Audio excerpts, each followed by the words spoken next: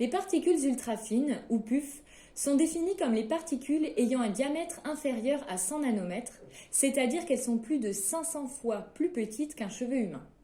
Elles sont majoritairement émises par les processus de combustion et en zone urbaine, notamment par le trafic routier.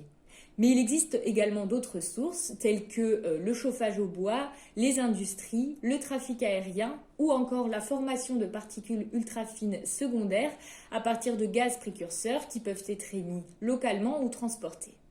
Aujourd'hui, il n'existe aucune réglementation ou valeur limite concernant les particules ultrafines en air ambiant. Mais en 2018, l'ANSES a identifié cette gamme de particules comme polluants prioritaires dont le suivi doit être renforcé au niveau national.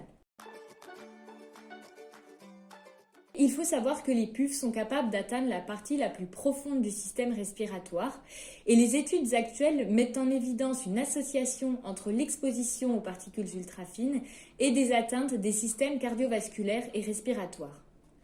D'autres atteintes sont également suspectées compte tenu des propriétés spécifiques des particules ultrafines, telles que leur capacité à traverser les barrières biologiques ou encore leur capacité à transporter des polluants toxiques qui se trouveraient à leur surface, comme les hydrocarbures aromatiques polycycliques ou les métaux. Les particules ultrafines présentent une forte variabilité spatiale et temporelle, c'est-à-dire que les niveaux vont être d'autant plus élevés à proximité des sources. Actuellement, les mesures particulières réglementées des particules PM10 ou PM2,5 sont basées sur une mesure de la masse de particules par mètre cube d'air et ne sont donc pas représentatives des particules ultrafines qui ne contribuent qu'à 1 à 8% de la masse totale des particules. En revanche, en zone urbaine, les PUF contribuent globalement à plus de 80% de la concentration en nombre, c'est-à-dire le nombre de particules par centimètre cube d'air, et c'est cette métrique qui est la plus utilisée actuellement pour les mesures.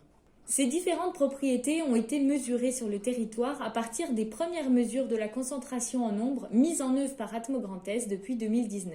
Ce suivi est indispensable pour permettre une meilleure compréhension des propriétés des PUF, mais aussi pour mieux caractériser leurs effets sanitaires et les mécanismes mis en jeu. Des informations complémentaires sur les particules ultrafines sont disponibles dans le rapport bibliographique disponible sur le site internet d'Atmo Grand Est.